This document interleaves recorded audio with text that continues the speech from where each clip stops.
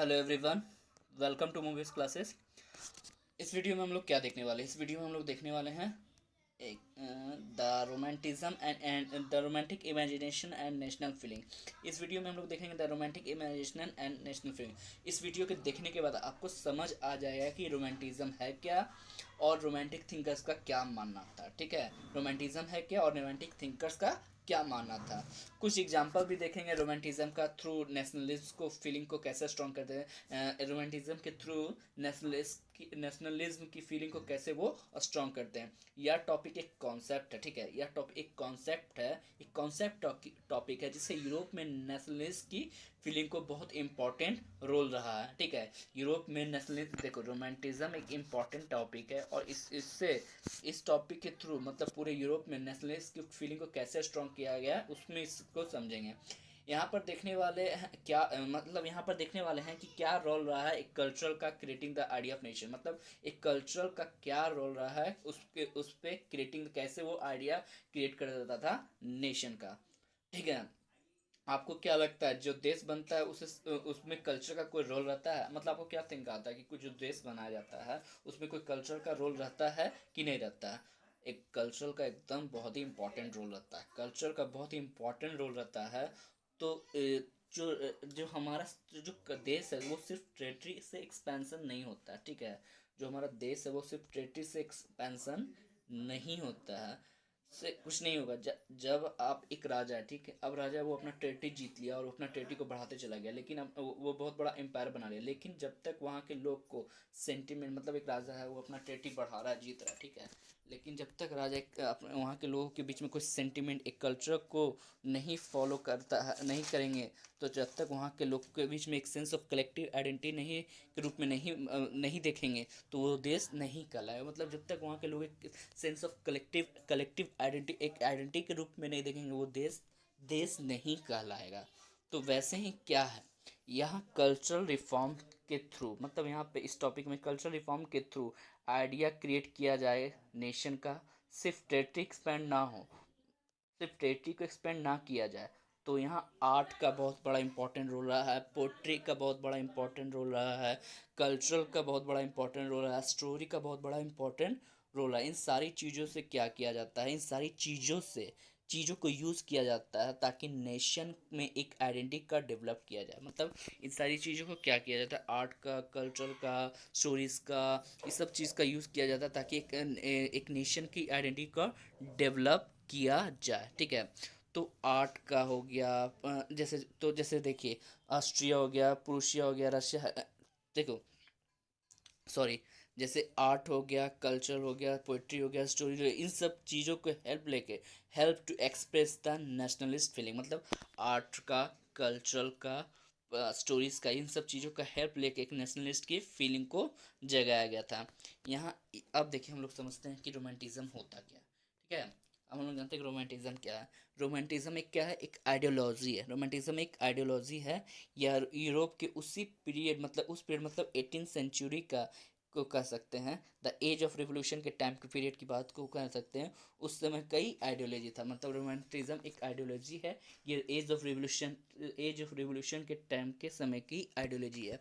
यह आइडियोलॉजी ऐसा बोलती है कि आप उन चीज़ों पे फोकस कीजिए जो कल्चरल आर्ट, जो कल्चरल पे, आर्ट फॉर्म पे या लिटरेचर पे, इन चीज़ों को ग्लोरीफाई करके नेशनलिस्ट की फीलिंग को लाइए। मतलब रोमांटिज्म क्या बताता है कि आप उन चीज़ों पर फोकस कीजिए जिससे आर्ट पे, कल्चरल पे, म्यूज़िक पे, इन सब चीज़ों को ग्लोरीफाई करके नेशनलिस्ट की फीलिंग को लाइए। ठीक है, दैट इज़ कॉल्ड रोमांटिज्म। अब हम आपको बताते हैं रोमांटिक आर्टिस्ट या रोमांटिक थिंकर क्या है। तो रोमांटिक आर्टिस्ट कौन थे? तो वो लोग थे जो रोमांटिज्म आइडियोलॉजी को फॉलो करते थे। ठीक है, रोमांटिक आर्टिस्ट कौन थे? वो रोमांटिक आर्टिस्ट वो लोग थे जो रोमांटिज्म आइडियोलॉजी को फॉलो करेंगे, मतलब इस पर विश्वास करेंगे, तो रोमांटिक आर्ट, वही लोग क्या होते थे, रोमांटिक आर्टिस्ट होते थे। ठीक है, रोमांटिक आर्टिस्ट उन लोगों ने क्या किया, रोमांटिक आर्टिस्ट ने उन लोगों ने क्या किया, they criticise the glorification of reason and science. अब देखो क्या हो रहा था कि उस वक्त क्या हो रहा था, उस वक्त ना साइंस का भी डेवलप हो रहा था, मतलब साइंस भी बहुत ज़्यादा ग्रो कर रहा था। ठीक है, ऐसा था कि साइंस को बहुत ज़्यादा ही ग्रो हो रहा था, नई नई इन्वेंशन हो रही थी, नई नई डिस्कवरीज हो रही थी। ठीक है, तो अब क्या हो रहा था कि साइंस ज़्यादा ग्रो हो रहा था, तो लोग फोकस कर रहे थे क्या, रीज़न पे। ठीक है, रीज़न पे, क्योंकि साइंस देखो क्या होता है, आर्ट्स आर्ट्स आप लोग देखते हैं ना कि टेंथ के बाद आर्ट्स, कुछ आर्ट्स लेके पढ़ते हैं, कुछ साइंस लेके पढ़ते हैं। तो आर्ट्स के लोग क्या करते हैं, वो फीलिंग्स पे जाते हैं, वो जो बताया गया उस पे जाते हैं, लेकिन साइंस वाले लोग क्या करते हैं, उस रीज़न पे जाते हैं, फैक्ट पे जाते हैं। ठीक है, तो जब साइंस पे लोग ज़्यादा फोकस करते हैं तो लोग क्या करते हैं, आर्ट को नेगलेक्ट करने लगते हैं। ठीक है, तो आर्ट को नेगलेक्ट करने लगते हैं। तो जो रोमांटिक आर्टिस्ट थे उनका मानना था कि ज़्यादा से ज़्यादा इमोशन पे फोकस किया जाए। जो रोमांटिक आर्टिस्ट थे उनका क्या मानना था, उनका मानना था कि ज़्यादा से ज़्यादा लोग इमोशन पे फोकस किया जाए। तो इमोशन पे कैसे फोकस करते हैं, तो आर्ट के थ्रू फोकस करते हैं, कल्चर के थ्रू फोकस करते हैं, तो लोगों के अंदर नेशनलिस्ट की फीलिंग डालते हैं।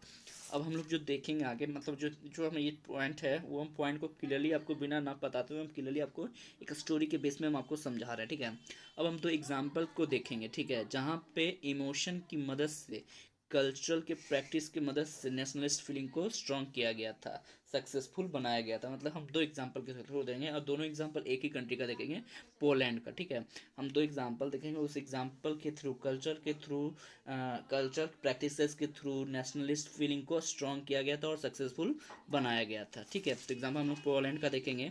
तो पोलैंड में क्या होता था कि use of folk song, poetry, folk dances को, मतलब फोक मतलब क्या होता है, रीजनल सॉन्ग को, रीजनल डांसेस को, इन सब चीज़ों को इस्तेमाल करके नेशनलिस्ट फीलिंग को स्ट्रॉन्ग किया गया था। मतलब पोलैंड में फोक सॉन्ग्स को, फोक्स डांस को, पोइट्री को, इन सब चीज़ों का इस्तेमाल करके नेशनलिस्ट फीलिंग को स्ट्रॉन्ग किया गया था। अब हम थोड़ा सा पोलैंड की कहानी को समझते हैं। ट्रीटी ऑफ वेना के समय में, ट्रीटी ऑफ वेना के समय में एक ट्रीटी साइन होती है, मतलब कुछ कंट्री को वहाँ का ट्रीटी मिली है। जैसे प्रूशिया को पोलैंड का ट्रीटी मिलती है, रशिया को, ऑस्ट्रिया को। तो पोलैंड उस समय क्या होता है, डिवाइड कर दिया गया था। पोलैंड की फिक्स टेरिटरी नहीं रही थी। ठीक है, पोलैंड की फिक्स टेरिटरी नहीं रही थी।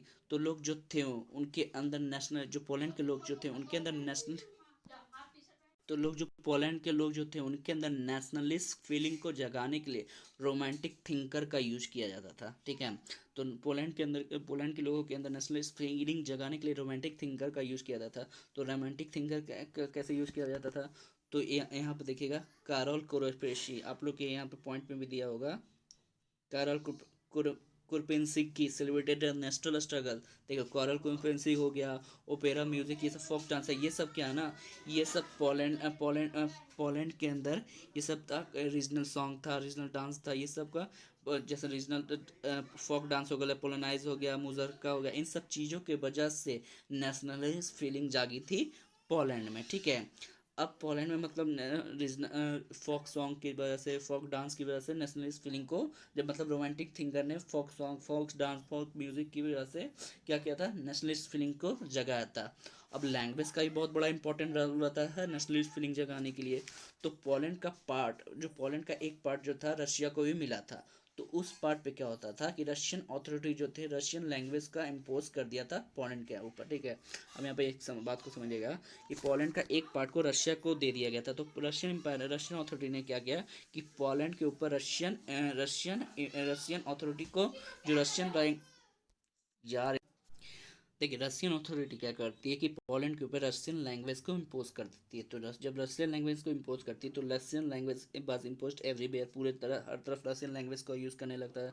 तो जो many members of the clergy, जो पोलैंड के जो क्लर्जी होते हैं, वो क्या करते हैं, यूज़ करने लगते हैं Polish language as a weapon of national resistance. मतलब एक पॉलिश लैंग्वेज को एक हथियार के तौर पे, एक वेपन के तौर पे वो उसको नेशनल यूज़ करने लगते हैं। ठीक है, एज ए रिजल्ट क्या, उसका रिजल्ट क्या होता है कि large number of priest and bishops were put in, और जो पोलैंड के जो प्रिस्ट होते हैं, बिशप वगैरह होते हैं, उनको सबको जेल में भेज दिया जाता है, to Siberia by the Russian authorities के through, as punishment for the refusal to preach in Russia, ताकि आपने रिफ्यूज़ल किया था as a Polish Russian language को यूज़ करेंगे। उसके बाद फिर स्ट्रगल अगेंस्ट रशियन, और फिर रशियन अथॉरिटी क्या करने लगती है, डोमिनेट करने लगती है कि इसको पोलैंड के पीपल को। तो मेरे ख्याल से आपको ये पूरा टॉपिक आपको समझ में आ गया होगा, the romantic imagination and national feeling. ये पूरा का पूरा मैंने आपको एक कॉन्सेप्ट वे में आपको समझा दिया, ठीक है। तो आज के लिए इतना ही। Stay connected, keep learning, thank you.